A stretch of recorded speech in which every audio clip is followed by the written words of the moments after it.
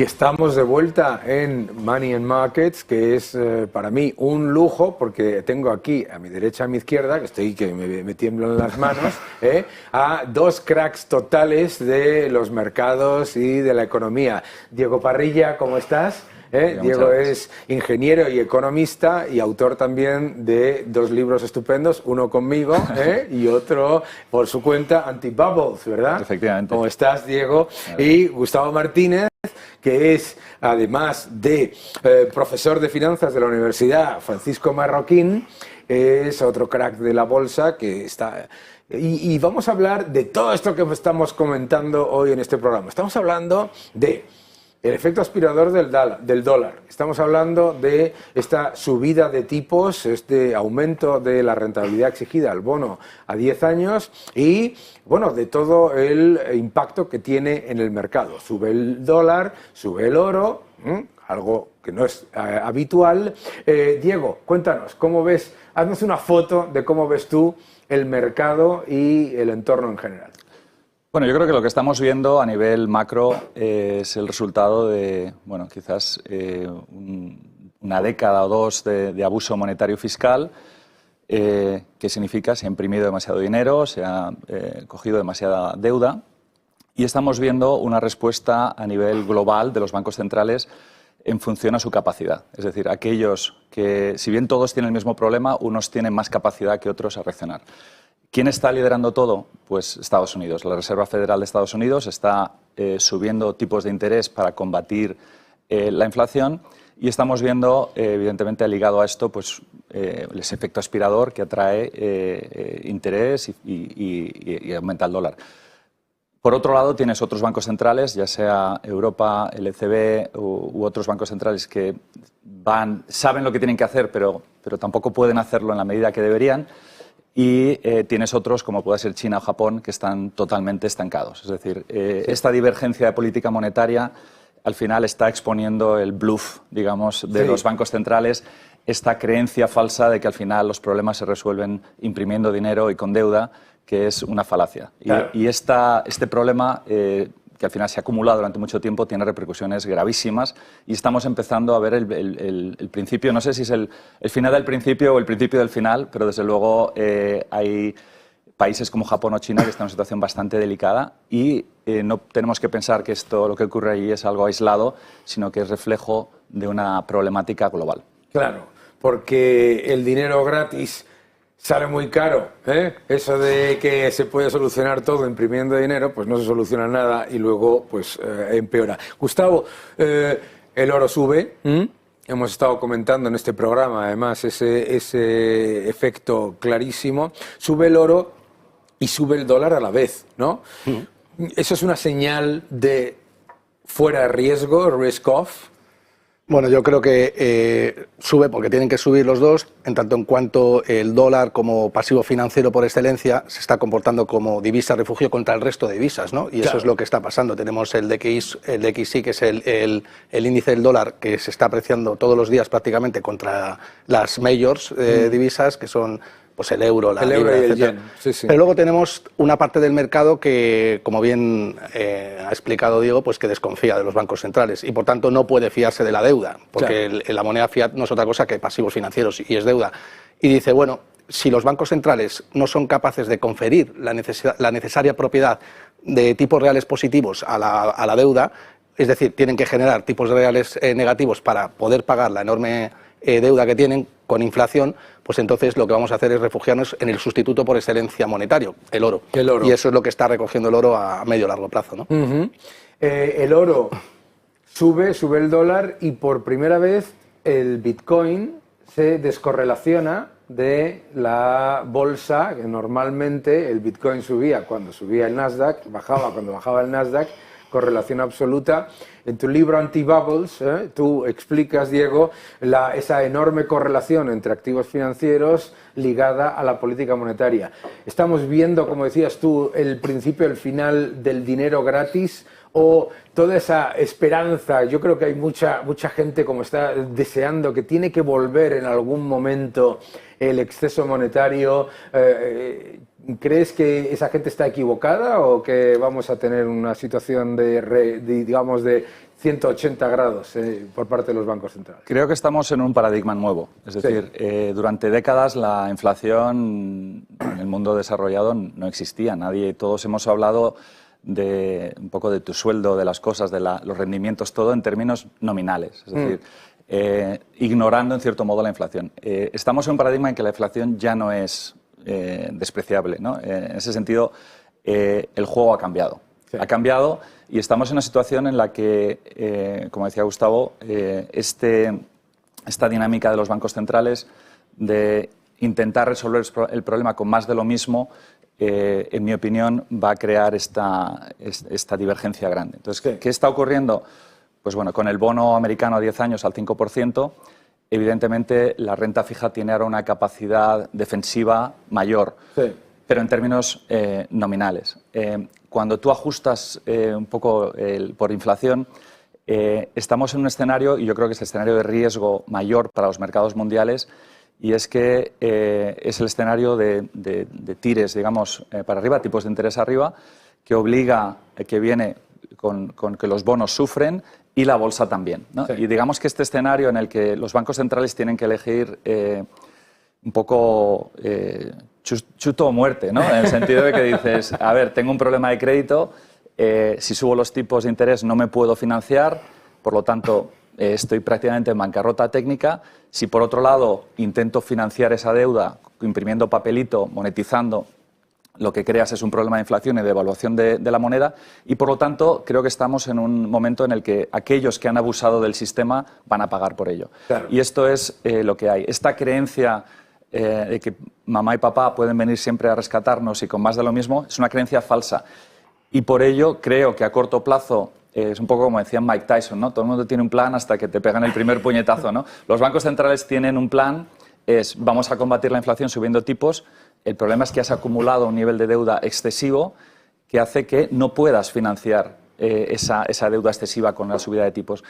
Y esa primera intentona que nos lleva potencialmente a una crisis comparable o incluso mayor que la del 2008, ¿vale? Sí. Que no se nos asusta a la gente, pero es lo que hay. Digamos que va a llevar a que mamá y papá tengan que volver a contener esta oleada de posibles bancarrotas y financiación con más de lo mismo. ¿Qué significa? Inflación a largo plazo. Es decir, el juego, digamos, de la política monetaria y fiscal, desde un punto de vista de teoría de juegos, está diseñado para acabar con inflación y devaluaciones competitivas. Claro. Porque enfrentado a la posibilidad de una crisis sistémica y una caída de activos, mamá y papá siempre van a intentarlo. Entonces, estamos en esa disyuntiva y lo que ocurre es que hay gobiernos que están en una capacidad de reaccionar y, digamos, en cierto modo están casi a tiempo, sí. Y otros que ya hemos pasado el punto de no retorno. Sí. Y en ese sentido estamos en un momento, yo creo que histórico y preocupante para mí desde el punto de vista de un poco los mercados, claro. Y estos desequilibrios que se han ido creando y la divergencia que existe y evidentemente no podemos ignorar la parte geopolítica. Y esto no es casualidad. La geopolítica, las guerras vienen muy ligadas a la inflación, a estos abusos monetarios y, por lo tanto, cuando tienes una perspectiva histórica de lo que está ocurriendo, por desgracia, esto es algo que cabe esperar y va de la mano de la desigualdad, del populismo, que son, al final, primos hermanos de la inflación. Y esto es un poco el ciclo terrible en el que de cortoplacismo monetario y fiscal que genera problemas a largo plazo, ¿no? Lo interesante de todo esto que está diciendo Diego es que es la historia del dinero. Es que aquí se ha vivido un espejismo de poco más de 10 años, de hecho, en el que se pensaba que dedicarte a imprimir dinero como locos y aumentar masivamente los desequilibrios fiscales no iba a generar inflación. En el último dato del Tesoro de Estados Unidos nos dicen que el déficit se ha desbocado a 1,7 billones de dólares, 1,7 billones, con B, de dólares, entre otras cosas por un aumento de 102.000 millones de dólares en el coste de la deuda. Estamos viviendo la evidencia de nuevo de la mentira de esto de la teoría moderna monetaria, de que se puede aumentar los desequilibrios fiscales, todo lo que tú quieras. Pues yo creo que es obvio, ¿no, Daniel? Y además Diego lo ha resumido muy bien. Hombre, yo creo que lo que estamos viendo es el principio del fin, o como bien dice Diego, el fin del principio de los bancos centrales que están en un jaque al rey clarísimo, ¿no?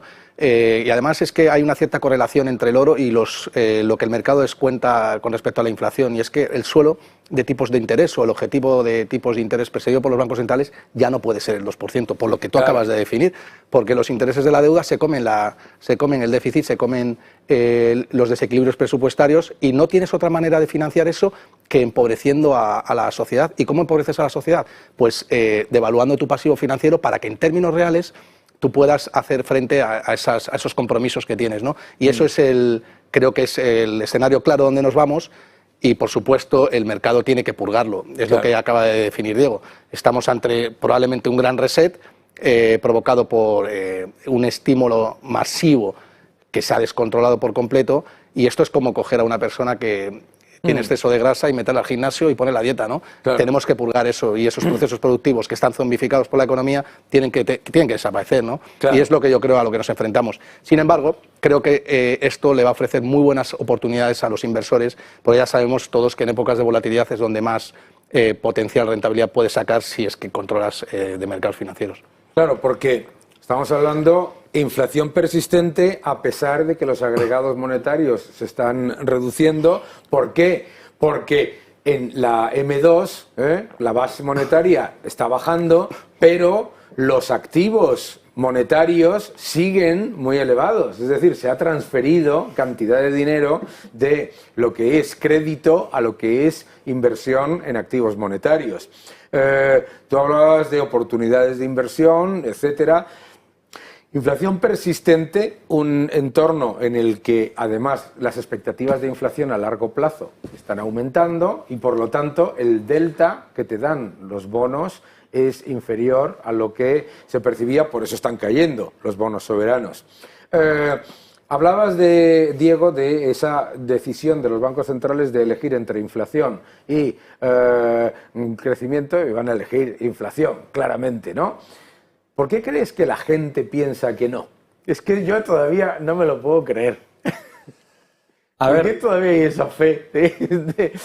Bueno, yo creo que los cambios, y más los cambios de paradigma, son difíciles, el ajuste es complicado, y en cierto modo yo creo que la complacencia quizás es la palabra que resume el comportamiento de los mercados.